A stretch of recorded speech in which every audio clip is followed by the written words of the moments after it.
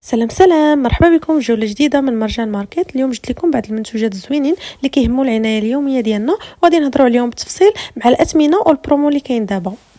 اول حاجه عندنا هو هذا لو جيل ديال نيتروجينا اونتي بريونس بالليمون الاخضر.